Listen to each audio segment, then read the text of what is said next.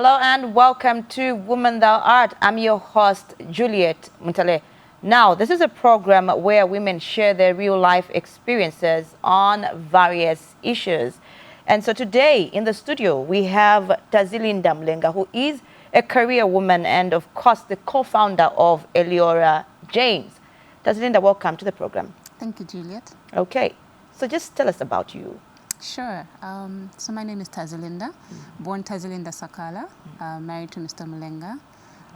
I was born in Nairobi, Kenya, where my family was at the time of my birth. Born to Mr. and Mrs. Sakala, loving parents, and both of them firstborns. So you can imagine they're the type of people who take care of a lot of people.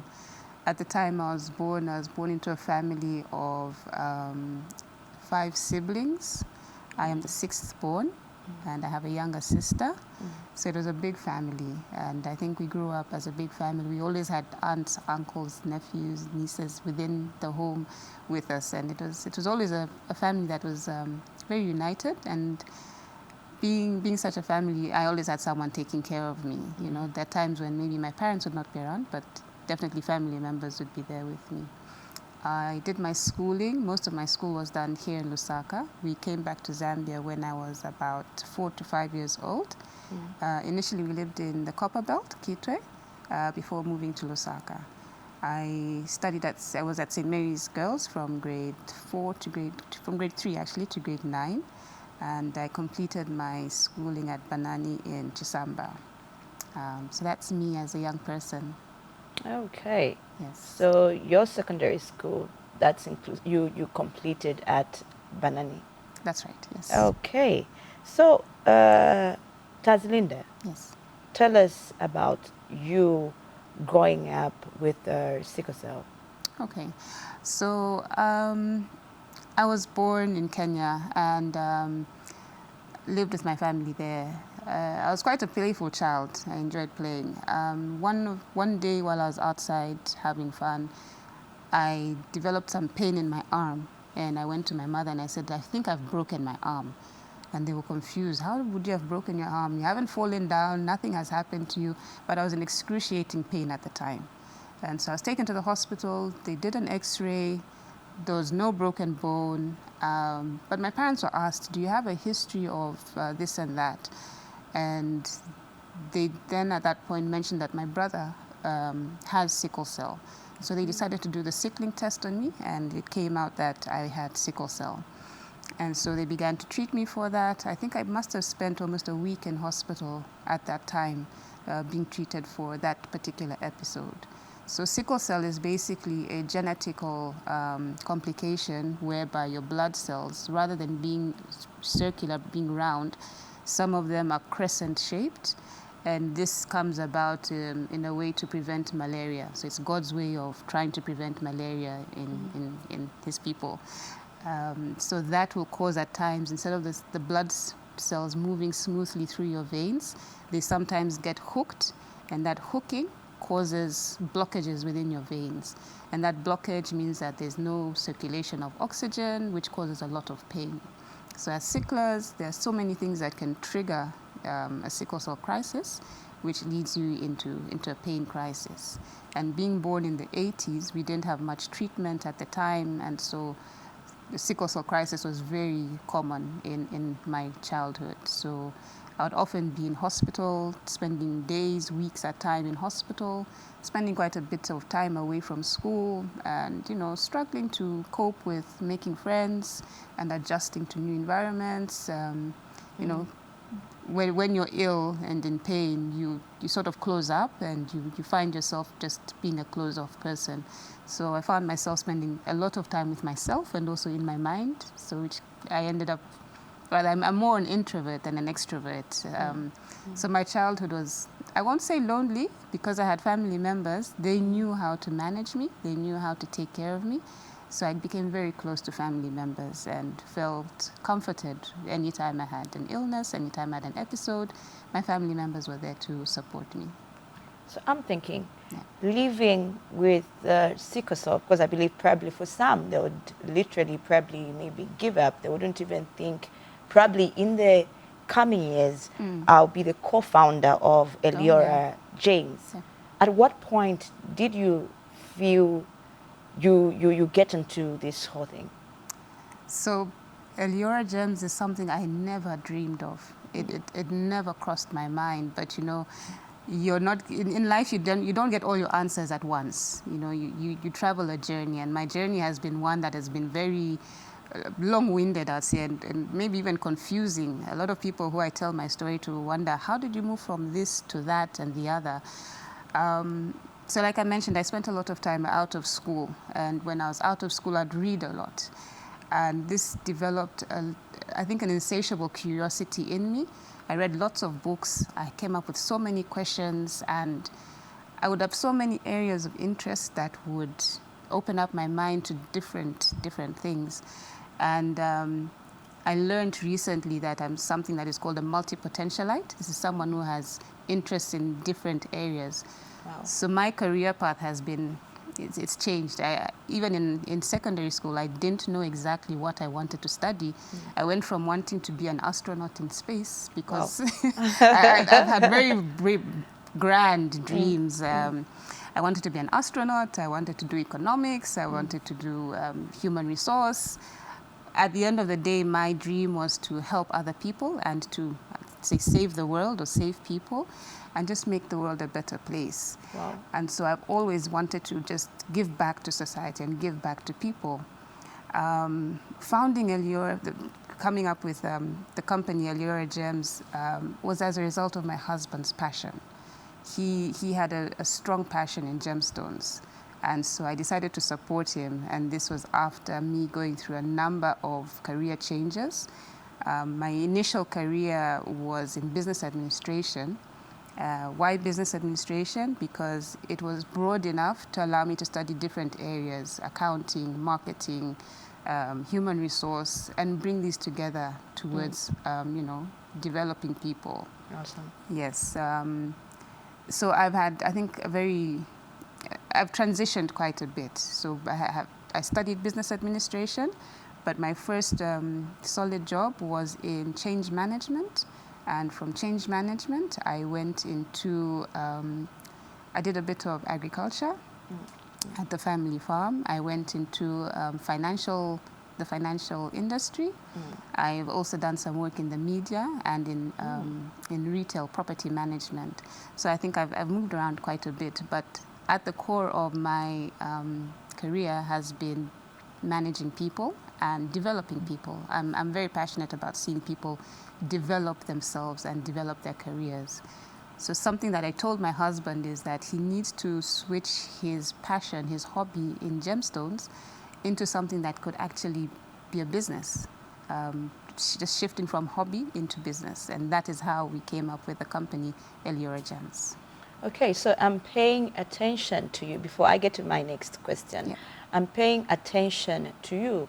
You've mentioned that your husband has been, of course, instrumental in pushing you to where you are now. Just tell us a bit more about that. Sure. So my husband and I met when I was very young. I was still in school at the time, and he's definitely been a force that has really shaped my life. The woman I am today is as a result of my husband's intervention. So we met while I was still at school. We met through a cousin of his who we were at school together. Wow. And a few of my friends introduced me to him.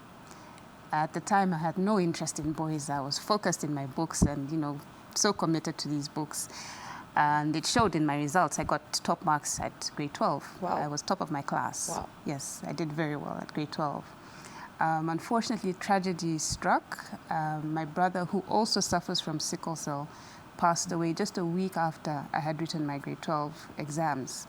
And that really shattered my world. I was devastated. I felt, well, here we are. I have sickle cell. My brother, who I could share my life with, who understood me each time I was in pain, is gone. And he was very young. At the time, he was 21, 22 years old. Mentally, for me, what that meant is, I'm next. I'm definitely going to go. my life has been cut short. And so I think I went into a depression at the time. But my husband, the man who's my husband now, he helped me to come out of that. He showed me love. He was caring. He was there for me. I think we saw each other every single day during that period. And he brought back a sense of life. He brought back a sense of meaning. And it was at this point that we actually had our first child. So I was very young when I had my first child, and I think my family members were very frightened. You know, someone living with sickle cell and having a pregnancy at that age, you never know what's going to happen. But luckily, God being God, He brought me out of it, and I had a successful pregnancy. We had our first son, who's now 21 years old in university, about to complete his university, yes. And that gave me a purpose, a sense of purpose. It really, it gave me a reason to live, you know. When you have a young child, you look at the child, and this child is depending on you for everything. I couldn't let myself go. So that depression had to lift, and I needed to bring myself back to life. Wow. Yeah. Okay, so away from the family life, Linda, just tell us about the Eliora James. What does it really mean? So Eliora is Hebrew for God's light, right? Why God's light? So gemstones come out of places that are dark, that have been put under pressure. They are hard rocks, and when you take this rock out, it looks dirty, for lack of a better term. You know, there's nothing interesting about it. But once you've studied the stone, once you've looked at it and you've chipped away the unnecessary parts, the stone shines. You know, it gives you this brilliance and this glitter, this glow. And we believe that God's light can shine even in the darkest and the hardest places. And so we felt that as Christians, we should bring out the interpretation of the gemstones in the business as well, that God's light shines bright even in the hardest places. Well, I can, from your explanation, I can tell that there's a God, where you've placed a God factor in the business. That's right. Okay, we'll take a short break. Stay tuned.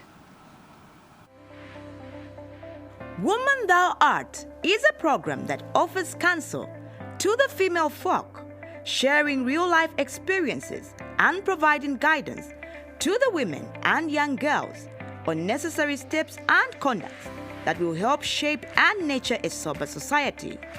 Watch Woman Thou Art on Zenith TV every Wednesday at 18:30 hours on the Topster channel, channel 6 DTT, and channel 458 DTH.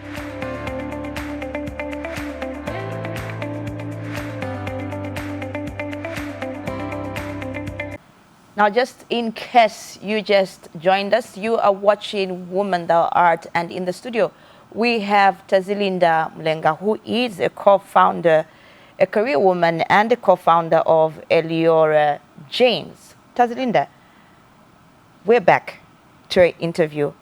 How has been the journey of establishing Eliora?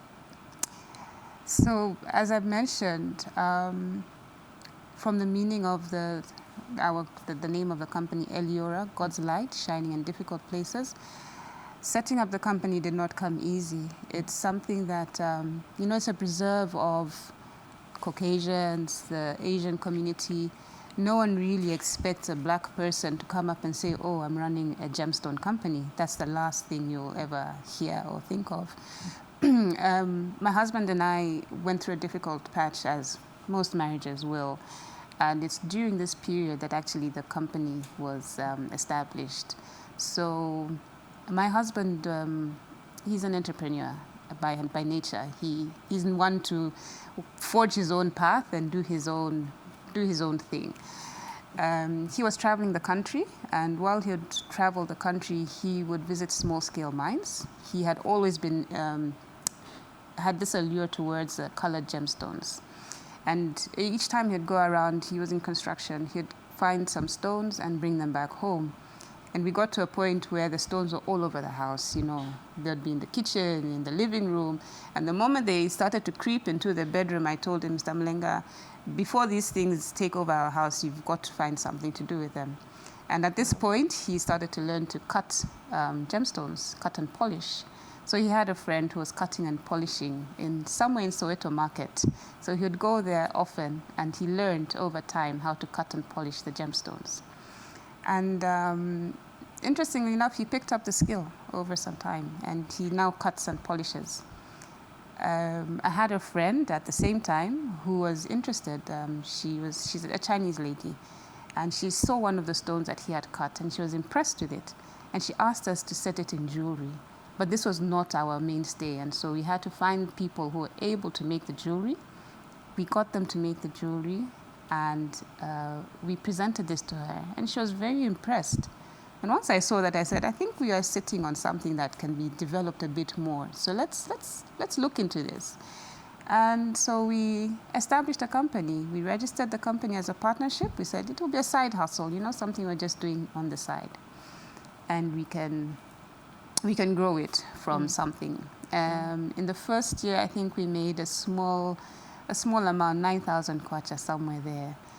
And over time, people grew, the interest grew, we had more clients, and we started to receive quite a few inquiries, and the interest grew until we got to a point 3 years later where we made just under 1 million kwacha.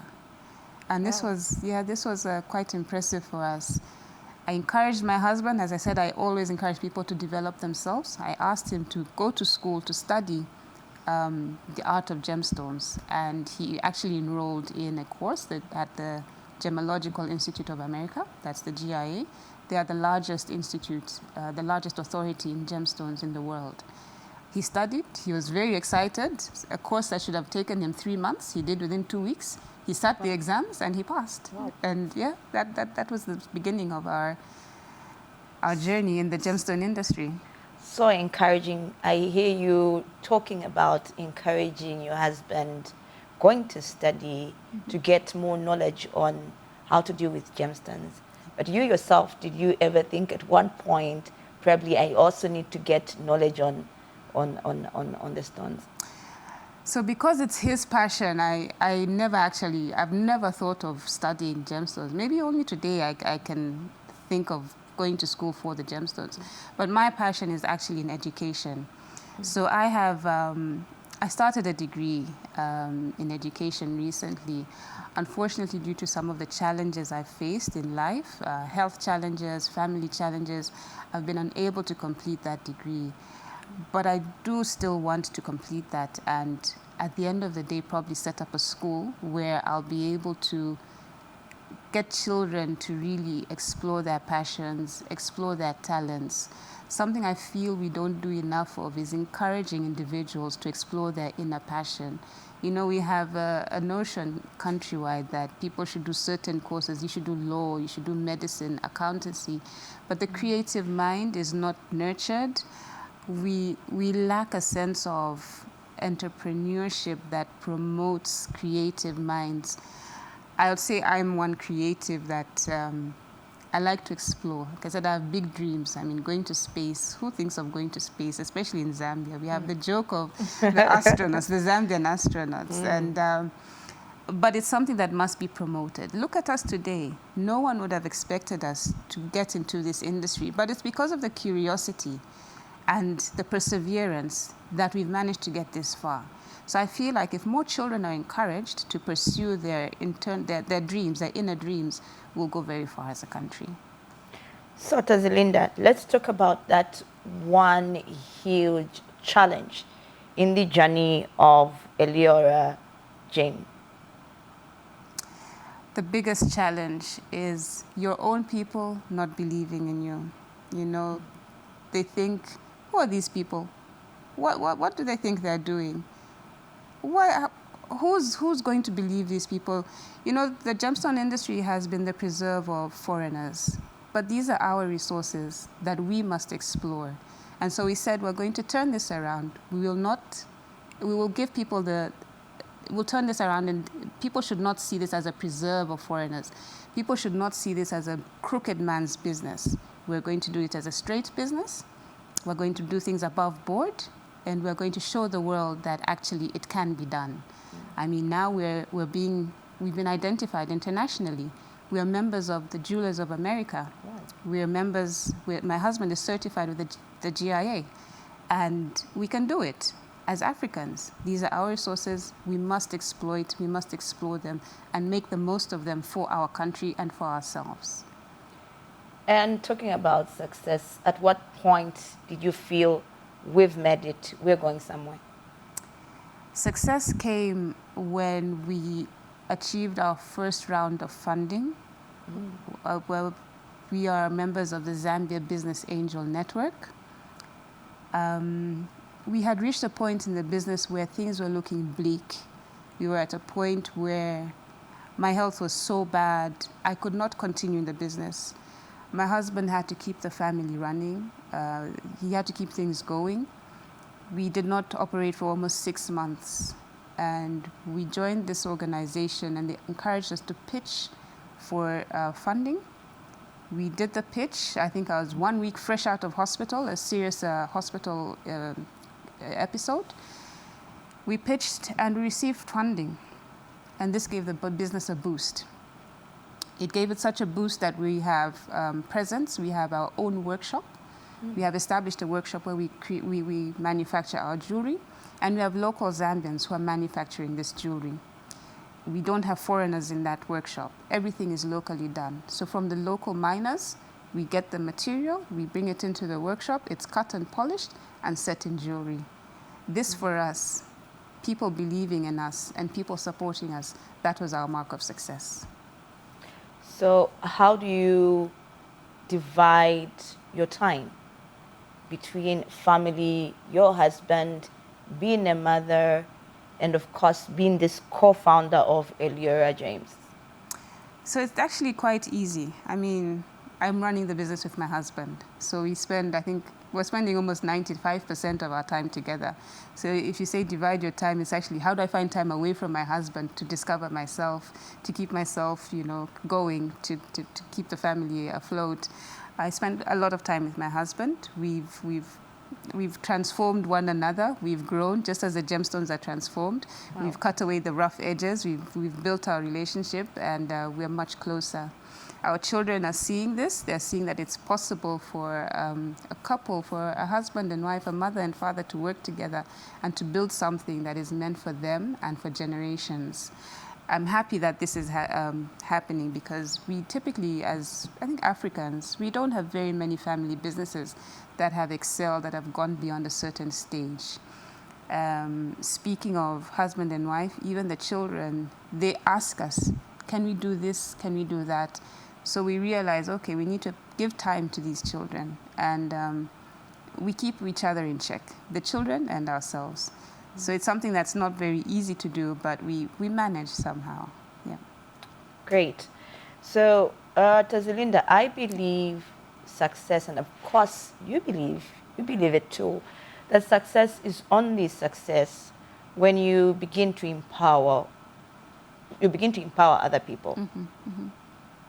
When other people begin probably to aspire to become like you. Right. And because you've empowered them. Yes. Are there any people that you've empowered? I believe there are.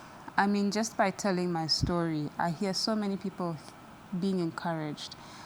It's not often that a person living with sickle cell, first of all, lives to this stage. You always hear, oh no, people with sickle cell do not live beyond the age of 16. People with sickle cell will pass on. Just in 2023, I celebrated my 40th birthday. That is a milestone for many sickle cell, people with sickle cell. I have spoken into people's lives, and they've been encouraged to, despite not having the full education, to go ahead and start a business and to push forward with that business. We are employing women in our business who are cutting the gemstones and who are setting the gemstones. And I believe that's a story for them to tell others, to empower others. it's an industry that is the preserve of men, but I am allowing women to do the same and to live on and to pass on these skills to others. Wow, so inspiring. Now, there are young women. Firstly, there are women probably who have sickle cell, and sometimes they feel because of that they can't do certain things. Yep. What encouragement do you have for them? Secondly, there are women who are aspiring to do things, greater things like you're doing now. What message do you have for them?